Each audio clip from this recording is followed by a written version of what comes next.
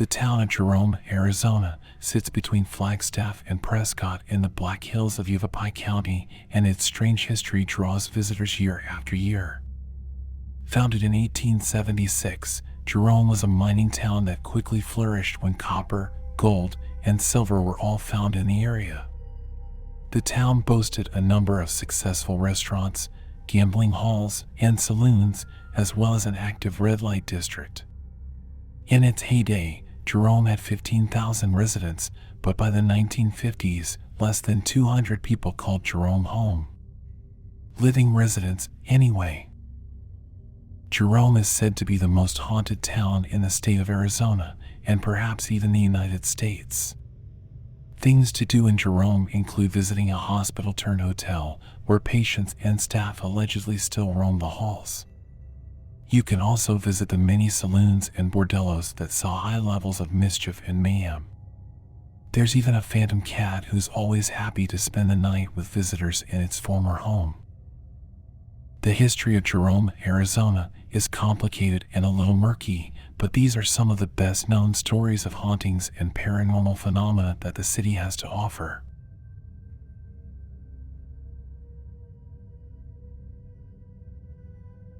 Long before it became a paranormal tourist destination, the Jerome Grand Hotel was the United Verde Hospital. From 1927 to 1950, it's estimated that nearly 9,000 people expired there, often during surgery.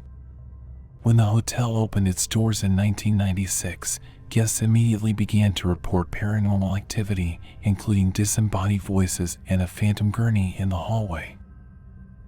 The hotel staff has embraced the intense hauntings and keeps a 300-page notebook in the lobby for guests to write their experiences in. They have to replace the notebook every year. The third floor of the hotel is said to be the most haunted, since it's where the old operating room was located. The most haunted room is thought to be number 32, where 2 people took their lives. Guests often report seeing orbs and shadowy figures, and are encouraged to ride the original Otis elevator with the ghost of Claude Harvey, a maintenance man who met his end there in 1935. Some guests report hearing a squeaky gurney on a linoleum floor outside their door, even though all the hallways are now carpeted. Staff have reported receiving phone calls at the front desk from unoccupied rooms as well.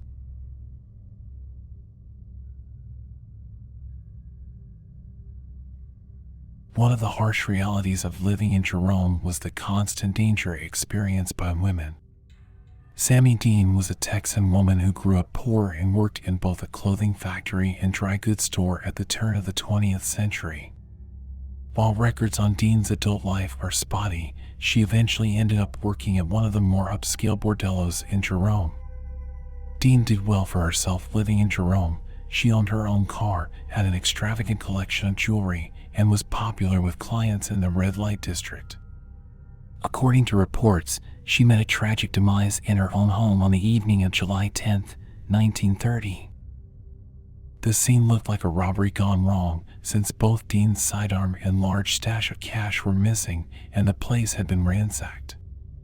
However, all of her expensive jewelry was left untouched. Rumors floated around Jerome that the mayor's son was the culprit after Dean refused to marry him, but the case remains unsolved to this day. Today, the ghost of Sammy Dean is said to roam the alleys of the old red light district, and some people think her spirit is still in search of the one who did her wrong.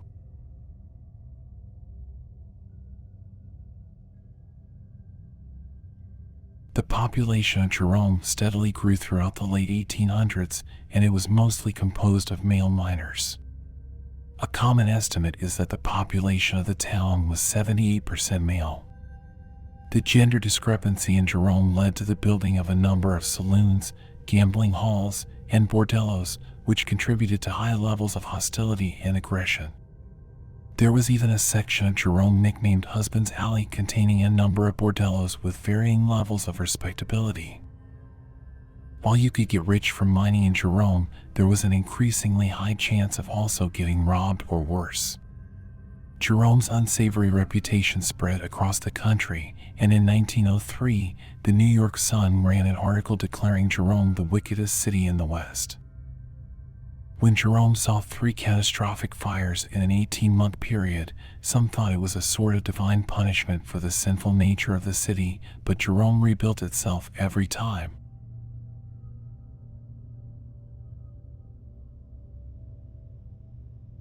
With its predominantly male population, bordellos were one of the main ways miners could relax after a day of hard labor in Jerome.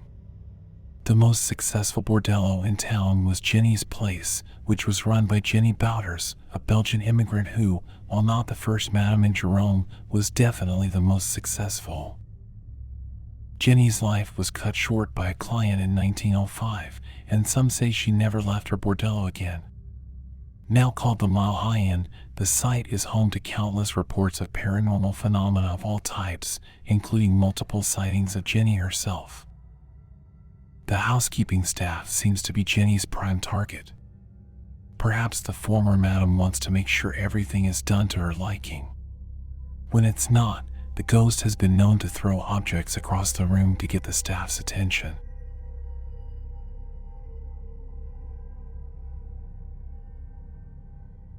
The Mile High Inn hosts a number of spirits, including its former owner and a male apparition who enjoys poking and pushing unsuspecting guests. Perhaps the strangest case of ghostly activity is the inn's ghost cat, who is said to have belonged to the original owner, Jenny Bouters. Guests have reported seeing paw prints and indentations on their beds even though there are no living animals in the building. One guest heard scratching at the door to their room but saw no cat when they opened the door. This phantom cat is supposed to look so real that guests have even tried picking it up, only to have the cat shockingly vanish in their arms. Consider that your warning if you visit the Mile High Inn and see a cat who looks like it just wants a scritch.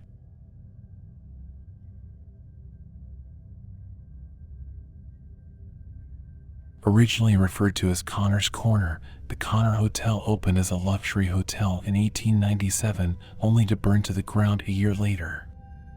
It would be rebuilt, then damaged 2 more times by fire, yet the alleged hauntings at the Connor seem unrelated to this unfortunate series of events.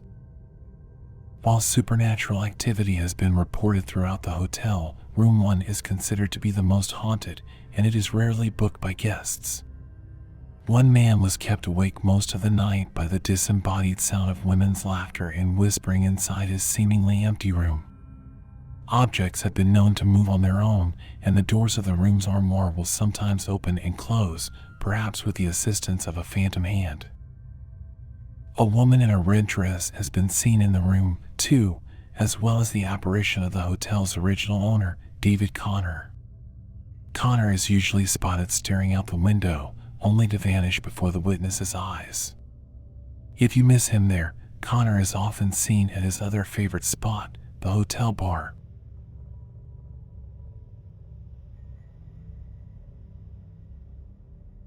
As if Jerome wasn't bizarre enough with its above-ground hauntings, there are also 88 miles of sprawling tunnel that snake beneath the town where men mine for their fortunes.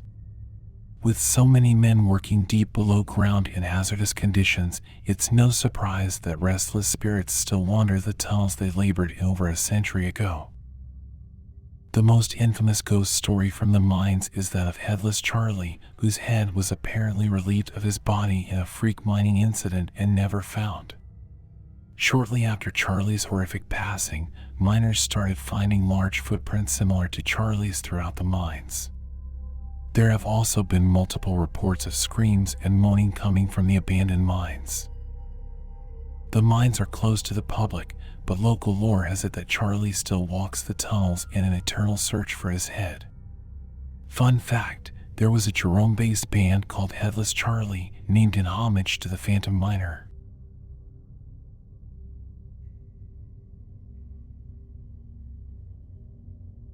The dangerous nature of mining work made the hospital in Jerome essential, but medical treatment and surgery were still coming out of the dark ages in post-Civil War America. Amputations were common practice for injured miners, and patients more often than not never left the hospital. The influenza outbreak of 1918 also proved to be too much for the small hospital to manage, and, according to local lore, staff were forced to burn unclaimed patients in the incinerator. It's also been said that the smelters used by the mines also saw burning or two. Visitors to Jerome have reported apparitions staring out the windows of the now abandoned hospital, and it is a popular stop on local ghost tours.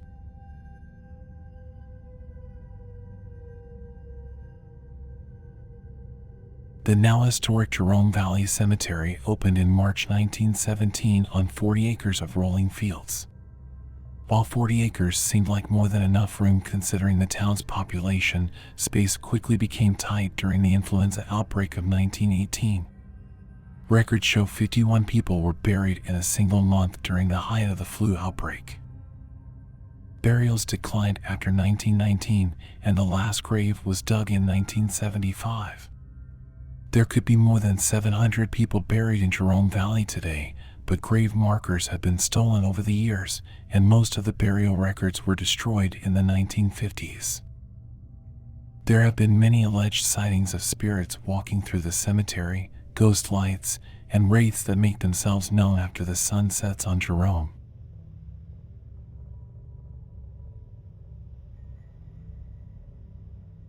Originally built as housing for local mine managers, Ghost City Inn has also served as a restaurant, spiritual retreat, private residence, and even a funeral home during its long history in Jerome.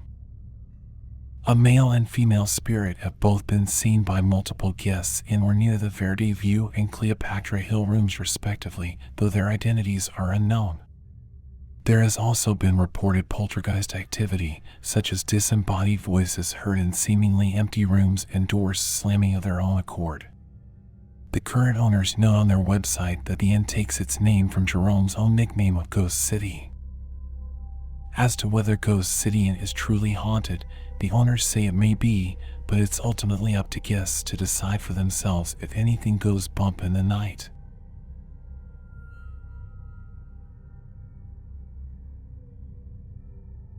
When the mines finally closed for good in the early 1950s, Jerome's population dwindled to somewhere between 50 and 200 people.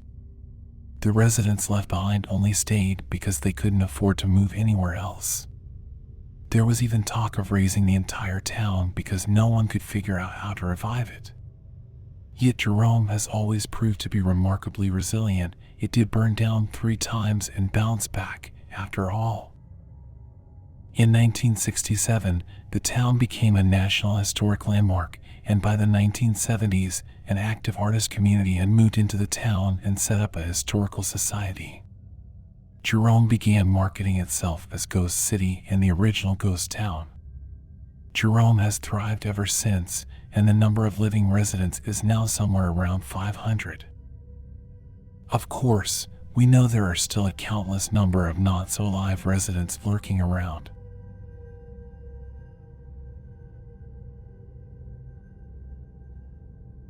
While its official name is Lawrence Memorial Hall, Jerome's community center is commonly referred to as Spook Hall by locals who embrace the abundance of paranormal activity in the town.